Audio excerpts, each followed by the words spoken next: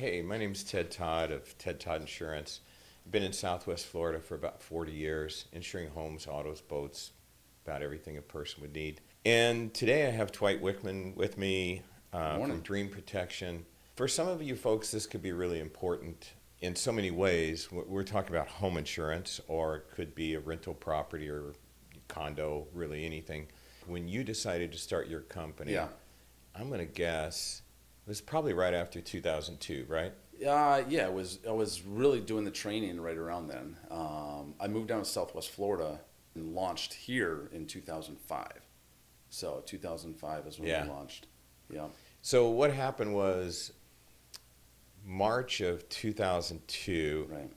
It was kind of the dividing line. If a property had a permit pulled on March of 2002 or later, it was required to have protections that would allow that house to survive a storm much better. And prior to that, not the case. So it was so important to have you because some people didn't realize they could have just one little thing missing. They could have a skylight that wasn't proper. And so, I mean, you were like a godsend to us because you were somebody that we could count on. You know, if we had someone on the phone and you're saying, well, the premium is going to be $3,500, or you could get this inspection, it might go down to $1,800. Right. And then just transfer them right. And your folks have always been, you've always had a live person to grab that call. Yeah. And we've really never had trouble coordinating things. And often, you know, could even be the next day or certainly within a week, your people were out there. But what possessed you? Like, how did you happen to see that need? I know for us, we were thrilled to death. So it came to us because I really launched as a home inspection company, right? And to give a little bit of background, the reason why the building codes, first of all, changed in 2002 was after Miami had been hit previous to that. And the state of Florida allowed Miami to have their own set of codes, the Miami-Dade building codes, basically. And the state of Florida saw the advantages to that, and so they said, we want to mirror what we have allowed Miami to do, and basically updated their codes to try to image that of Miami's in 2002. So they're not exactly the same, but they kind of mirror each other from that point on. So when I came down and started my home inspection company, immediately some of the insurance companies, corporate, started reaching out to us to ask if we could provide these services, and I got on early and was actually able to have conversations in what even the wind mitigations would look like, or what a 4-point, and they've changed a lot, which So you came down to do a home inspection company, which, just for the explanation, is so many reasons for that. Like maybe someone's buying a home and they want you to go out and inspect it and say, okay, this needs fixed, that needs fixed, this, that. So you're going to do that, and then maybe so many other things. It could be someone's wanting to get insurance, but the insurance company is saying, we need you to go out and say there's another 3 years of roof life or whatever. So that's is that kind of the typical home inspection thing that you initially thought you'd be doing, right? Right. I mean, I thought I was going to come down here strictly doing home inspections for the more 90% just for buyers. Yeah. But quickly, the need became very evident that this was going to be a part of my business, and it's a decent size of my business, Yeah, I would think you're talking about the insurance inspections and letting people know. One of the things I really liked about, because you have a lot of competitors, you have a couple of competitors that are statewide. Yeah. And I always think it's like claims adjusters. They're hit or miss. Right. You could have a claims adjuster come out to your home that has always lived in Florida. They know everything about, as you do, about Florida architecture. Right. Or you could have somebody coming in from another state because the storm's so big, there are not enough adjusters here, and they do everything wrong, and it's just a mess. Right. I've seen people go out on a home that was built in 2015 and come back and say it's not Miami-Dade compliant. Right. Sure. And it's like, that's not even really possible. But they'll say, well, we couldn't read the inspection detail on the windows. The etching on the windows verifying. They said we couldn't find out, or the storm shutters didn't have some print saying they were Miami-Dade, so we couldn't approve it because we didn't know. But, Right. and I've always thought that's one of the things, like if you're hired to go out and do an inspection, and we fully expect that we're going to get 2002 or later, we're going to get that better rate. Right. But you do see something, the person did something. Don't you stop and tell them right then, okay, It's- look, you're going to need, this is the reason we're out here because you want this lower rate. You're going to need to fix this. Correct. Or whatever. That's always a tricky one. I mean, give me your thoughts on that, on what do you guys try to do to educate the person if you're not going to be able to give them that? Let me answer that in twofold, because wind mitigations are a lot of what we do, and then the 4-point inspections, which are needed for homes that are typically older than 20, 25 years old, are often needed. So on the wind mitigation, like you were suggesting, there are certain windows and certain, not many, and certain accordion shutters that sometimes don't have a label.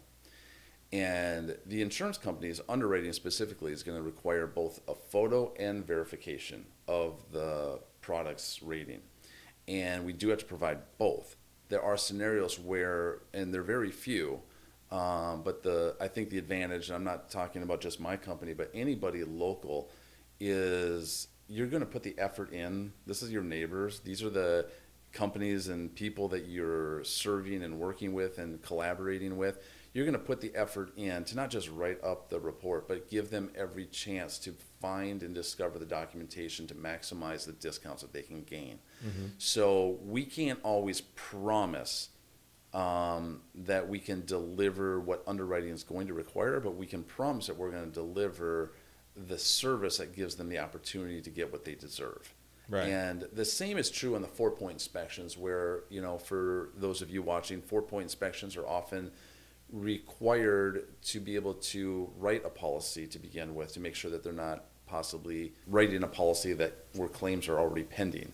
But in those scenarios where issues are discovered, often we just identify the issues and also give them the chance to make the updates so that we could, write a report that's clean once those issues have been repaired. So we're not just leaving them high and dry.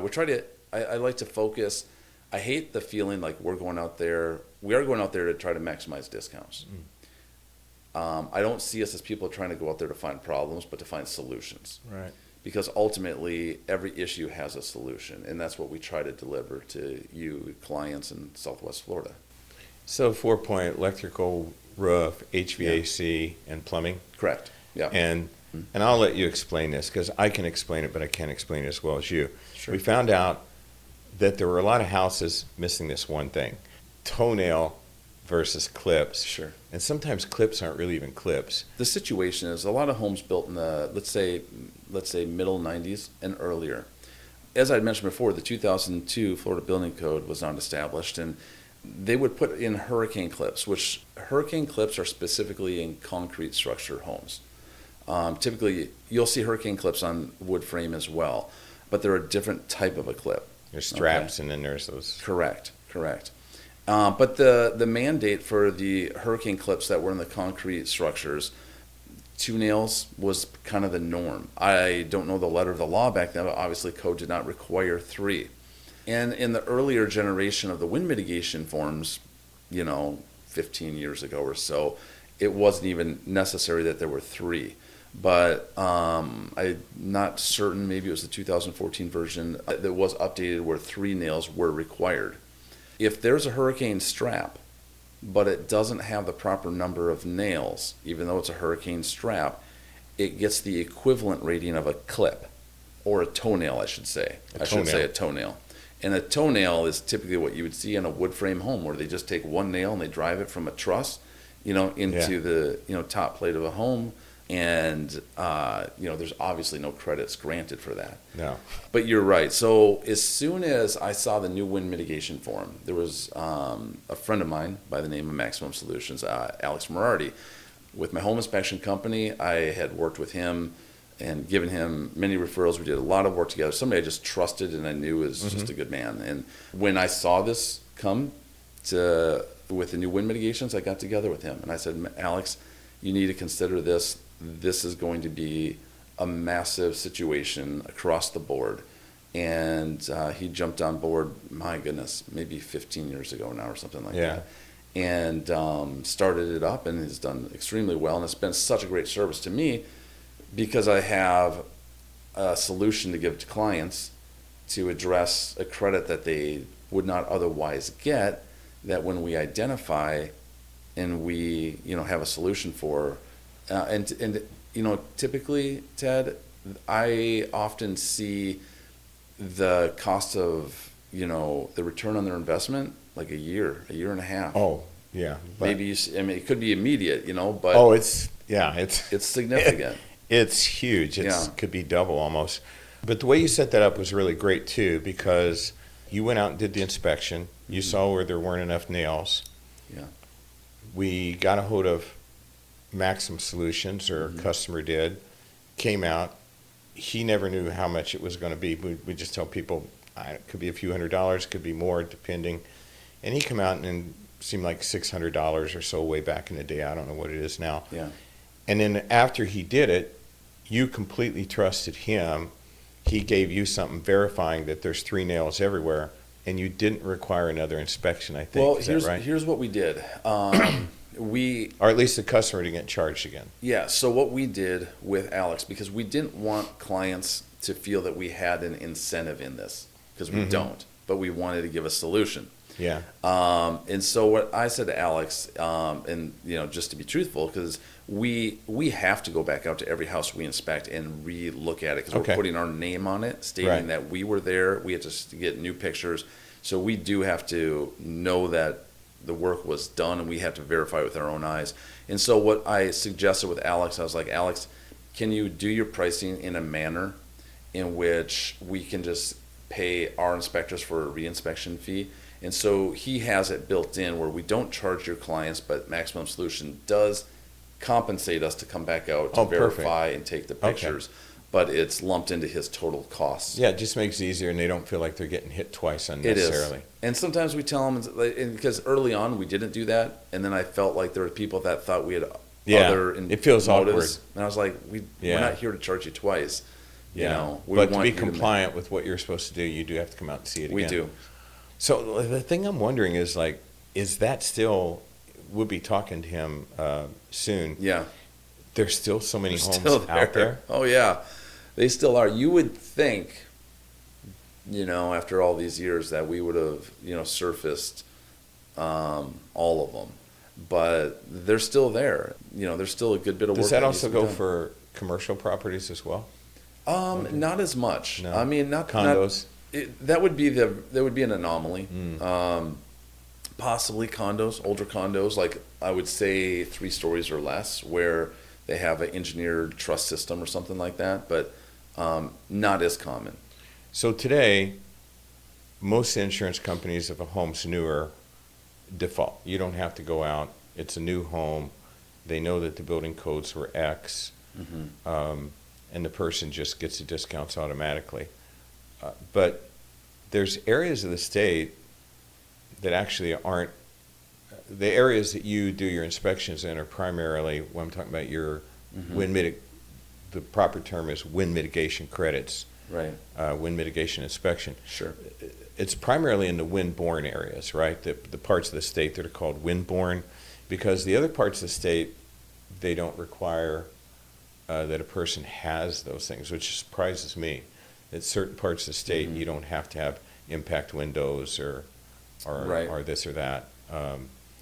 So you primarily are in the Wind-Borne areas. Yeah, and to be honest with you, you may know more on that specific than I do, because everywhere that I serve is pretty much a Wind-Borne. Yeah, because we're just here. Yeah, we're in a higher velocity, wind speed zone. So, I personally am not 100% aware of it being different elsewhere. I mean, I still know in Orlando it's just as significant as it is here, and they're inland. I'm not exactly as positive on that, but I know in all of Southwest Florida, there's nowhere that we serve that they don't require it. Now, how far do you go? Because I know that Yeah. that we do have people that will ride on the other side of the state or something, and we'll have to use brand X here and there. But how Right. far you kind of go all Kai or Lee Charlotte. Charlotte. Do you go up to Sarasota too, or? We don't really go to Sarasota too much, but Charlotte, Lee, and Collier is our sweet spot. Okay. So pretty much from like Punta Gorda to Marco Island and inland from there. Tell us a little bit about the 4-point.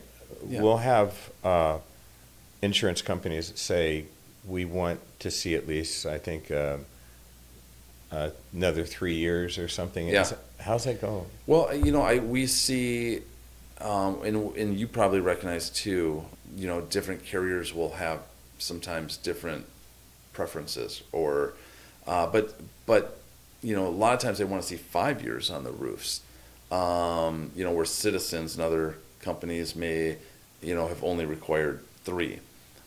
So we try to tell our clients and give them the best, advice that we can on what we're seeing. But typically, to get insurance 3, but maybe to have a caveat of options they might need is up to 5.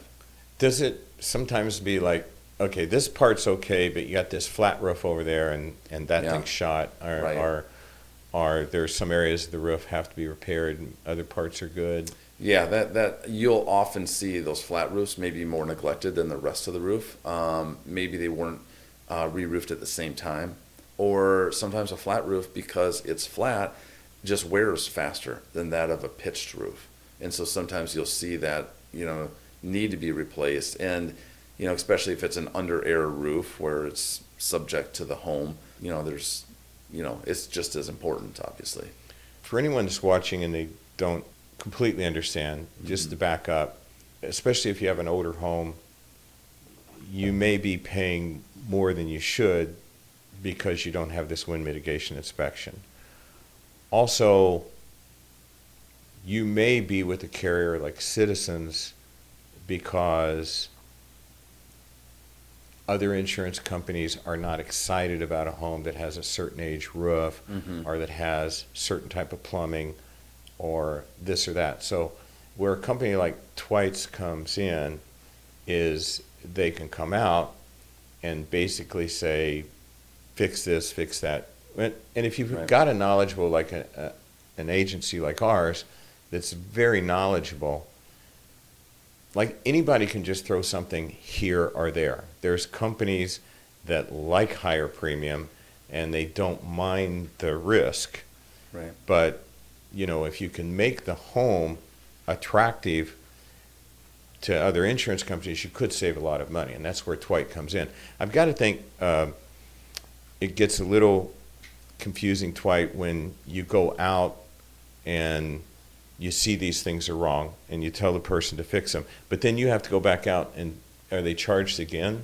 We charge a nominal fee, a lesser fee to go They back can't out just there. send you like their new water heater Right. receipt, and Unfortunately, you they got to can't. see it. We have Okay. to see it, and that's for my license and for our protection, for the integrity, just to make sure that this is the minority, but we've seen it where people borrow hurricane shutters from their neighbors and bring them over and take, and we're like, well, that's funny. There's no anchors in your house to mount them, So you see all kinds of things. So we really make it clear to our clients, like, we care about them. They know we do. By the time we're done, they know we want you to be insured. We want you to be able to ethically and honestly be able to get the best policy that you can. And, we're there to cater that. But here's my thought. We're talking about competition and different things like that. And obviously, competition is a good thing. But I'm not the inspector that's going to try to be $25 cheaper and not provide a greater service.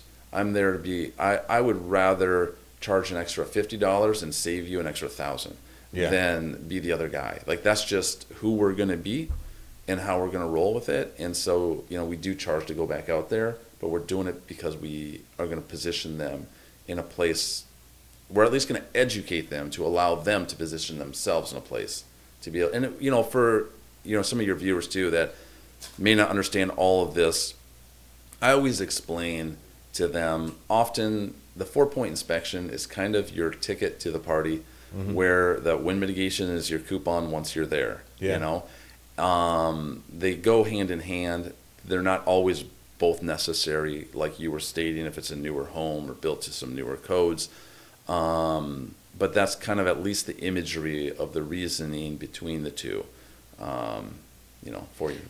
I think I've always had the feeling I liked your company because I have this saying. I say that, like, if you go to a restaurant, I can go to a restaurant and I think I can instantly feel like the personality of the person owned it. Mm-hmm. If it feels a little stuffy and they're describing the food in great detail and all this and that, then, that's the person owns it. That's what he wants.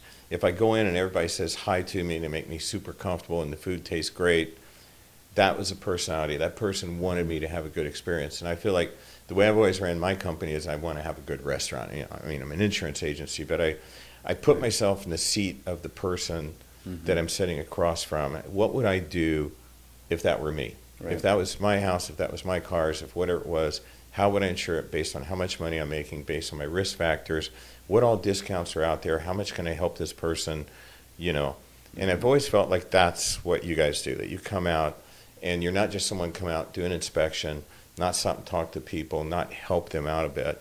Right. But I've got to think there's times like that's pretty amazing. Somebody takes the shutters from next door house and there's not even hookups for them. I think there's probably times where it's a challenge. I know I've had challenge where I have to call you and go, Tweit, I don't know what to do. Help me out here because I got this thing going on, that thing going on. But you've always been able to help me with those things and staying compliant, which we all want to do.